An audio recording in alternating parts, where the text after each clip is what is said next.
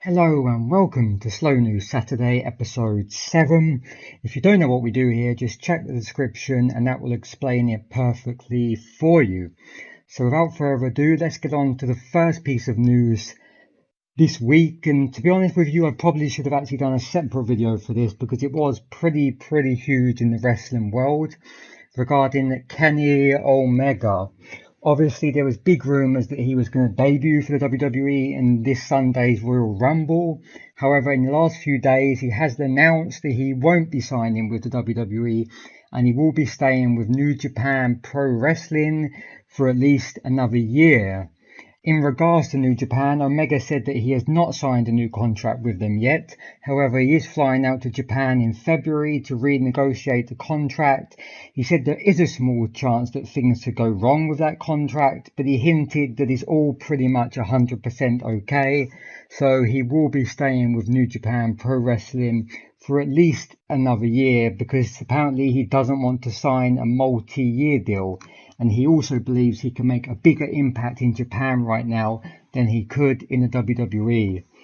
Now, he decided to announce this, by the way, ahead of the Royal Rumble because he said he didn't want people getting their hopes up that he could be an entrant into the Royal Rumble, which personally I think is a great thing for him to do. If he didn't announce this prior, I can only imagine the amount of stick he would have got when he didn't show up in the Royal Rumble. People would be asking him, why wasn't you there? You said you was going to be, even though he quite clearly never said anything of the sort, apart from little teases. So it's nice that he's done this, but let's be honest, there's still people out there who are going to be adamant and believe that he's still going to show up. He's not going to show up. Give it up already. Kenny Omega won't be in the Royal Rumble. He could be in the WWE next year, however, when this contract ends. And to be honest with you, I expect him to be next year. When this contract ends for a year, I very much expect him to be with the WWE. If not, that's fine too, but to me, it feels like it's only a matter of time before Omega comes to the WWE and we can get some more dream matches, especially the match with AJ Styles, which I really want to see. It should be extremely good in the future. Now, getting on to the next piece of news, a big piece of Royal Rumble news. It's just come out really today, late yesterday, is about Rey Mysterio possibly appearing in the Royal Rumble tomorrow. Brian Alvarez of the Wrestling Observer noted that Conan recently claimed on his podcast that Mysterio's contract with Lucha Underground has now expired. Conan also hinted at the possibility that Rey could return to WWE for tomorrow's Royal Rumble event. Now, in regards to Conan's claims about Mysterio's it actually is very likely that his contract has already expired. It was reported last year that Rey's contract with Lucha Underground was set to expire sometime in 2017.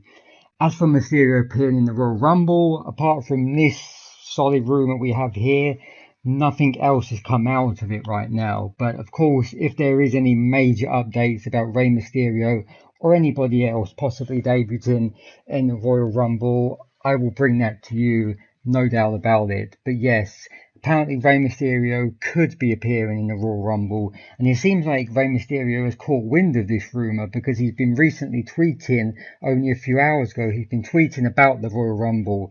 He retweeted a tweet from the WWE in which he won the Royal Rumble, of course, all those years ago, and he was also saying only 48 hours to go until the Royal Rumble, Viva la Raza. So he seems to have caught on to that rumour and might be playing along a little bit.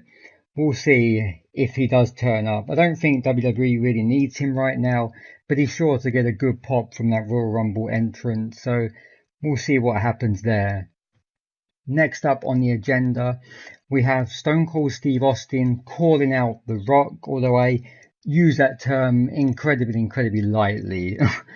Stone Cold Steve Austin was speaking to Entertainment Tonight's Interviews Under the Influence show. Stone Cold was asked about the lamest thing he's ever seen The Rock do, because obviously Stone Cold and The Rock, back in their heyday, they had an extremely tense and exciting rivalry in the Attitude Era, so you can understand where this question's coming from. The lamest thing that Stone Cold has ever seen The Rock do. Austin revealed that The Rock's appearance at last year's WrestleMania 32 would be the lamest thing he's ever seen the most electrifying man do. Stone Cold said, I have to call him out on this one. His segment that lasted for about 30 minutes and you could literally feel the energy just drain out of 100,000 people in the arena. Now, if you don't remember what happened last year, The Rock came out with a whole flamethrower. It seemed like it took him about 10 or 15 minutes to actually get to the ring after he lit this Rock sign on fire with the flamethrower. And then, of course, the Wyatt family interrupted, and The Rock had an incredibly short match with Eric Rowan, who I didn't think anybody thought would get a match with The Rock at WrestleMania. I can understand where Stone Cold's coming from. I mean, The Rock and Stone Cold are my top two wrestlers of all time, the third one being Shawn Michaels. But I have to agree with Stone Cold on this. As much as I love to see The Rock at WrestleMania, and I do love to see The Rock at WrestleMania, I would prefer to see him. Well, I was going to say I prefer to see him wrestle, but at the end of the day, I wouldn't want him to take up a spot. Say, take the spot of a Sami Zayn, a Kevin Owens, somebody like that, which wouldn't be fair. If he is going to come out at WrestleMania, I'd like it to be quick and to the point, not take at least 30 minutes on a segment that did nothing. Like, some people thought that Vince McMahon's whole idea for that segment was to put the Wyatts over. But let's face it didn't put the Wyatts over at all. I'm sure Bray got a good kick of being in the same ring as The Rock, but overall it was pretty lame. But come on, I still love you, Rock. You're my favourite wrestler of all time, so I can forgive you for that. And the last pieces of news for you today is Triple H being extremely unhappy with NXT. Now, this has also came in only in the last few days, really, last day, actually. Apparently, Triple H is not happy with NXT right now. His quote was this: I'm not happy with where NXT is right now. I want it to be much better than it is, but it's a rebuilding process. All these things going on, they all make changes in the ecosystem. Where everything lands at the end of the day is a moving target. Now, I can understand why he's unhappy with it. For me, NXT has lost some of its charm in the last year. Pretty much ever since Kevin Owens and Sami Zayn went up to the main roster, it's lost some of its charm with me. Finn Balor still being there helped, but obviously Finn Balor didn't get called up too much after that, really, after Sami did. So I can understand that. I mean, in the draft this year, for example, they lost Finn Balor, American Alpha, Nia Jax, Alexa Bliss, Mojo Rawley, and Carmella. And also, in the last few years, they've lost Baron Corbin, Becky Lynch, Sasha Banks, Charlotte Flair, Bayley, who, like, those four women were pretty much the core of the women's division.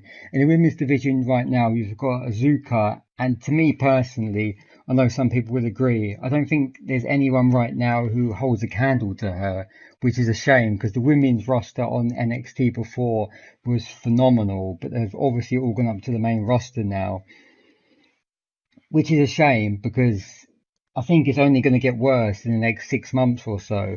Samoa Joe is strongly rumoured to debut tomorrow in the Royal Rumble match. Azuka can't be far off a main roster call up, even though she's probably still needed in NXT. Austin Aries he's pretty much on the main roster already, basically. They're introducing him to the Cruiserweight division step by step right now. And of course Nakamura, who I don't expect to be on the main roster before WrestleMania, but I could see him even debuting the night after WrestleMania. But if he doesn't, then he'll certainly be extremely soon after WrestleMania. So I can see why Triple H is extremely unhappy with NXT at the moment. Hopefully this is a good year for NXT and they won't be gutted too much, especially if we're going to have another draft this year. Hopefully they can keep some of their major players because NXT is extremely special over the years. It has been, but it's just been losing some of its charm for me and a lot of fans. And while we're on the subject of NXT, a reminder that NXT TakeOver San Antonio is tonight and it looks pretty incredible. A list of the matches in case you've forgotten is the NXT Championship will be the main event. Shinsuke Nakamura, the champion, defending against Bobby Roode. The NXT Women's Championship, Asuka, will be in a fatal four-way with Peyton Royce, Nikki Cross and Billie Kay. The NXT Tag Team Championship will also be defended with DIY defending against the Authors of Pain. And then the last two matches will be Eric Young versus Ty Dillinger. Will Ty Dillinger finally get his takeover win? And will he be debuting in the Royal Rumble at number 10 tomorrow? Hint, yes. And Roderick Strong against Andre Amaz. That is your NXT TakeOver matches for tonight. I hope you enjoyed that. I don't usually do videos tomorrow on Sunday because it's usually dead in terms of wrestling news. But as it is the Royal Rumble tomorrow, there's a high chance of some breaking news. So if there is any breaking news tomorrow, I will get those videos out for you, guaranteed. Thanks for watching, guys. This has been Dedicated to Wrestling Slow News Saturday. Until next time.